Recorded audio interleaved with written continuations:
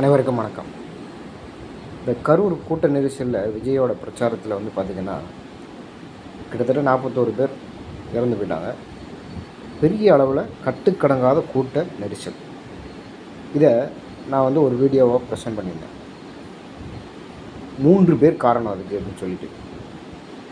அதை வந்து பார்த்திங்கன்னா அதுக்கு பெரிய அளவில் வந்து வியூஸ் வரவேற்பு ஒன்றும் இல்லை. ஆனால் அதுதான் ஃபேக்ட்டு.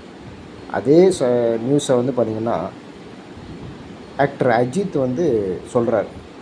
அந்த சம்பவம் நடந்து கிட்டத்தட்ட ஒரு 1.5 மாதத்துக்கு மேலே ஆயிடுச்சுன்னு வச்சுக்கோங்க. இப்போ அதை பற்றி அவர் வந்து ஒரு கருத்து சொல்கிறாரு. ஆனால் அது வந்து பார்த்திங்கன்னா பெரிய அளவில் ரீச் ஆகுது. இதுக்கு என்ன காரணம்? எந்த ஒரு விஷயமும் அது விஷயத்தை பேஸ் பண்ணிடல, அது யார் சொல்கிறாங்க அப்படிங்கிறத பொறுத்து தான் அது வந்து பெரிய அளவில் ரீச் ஆகுது அப்படிங்கிறது தான் உண்மை.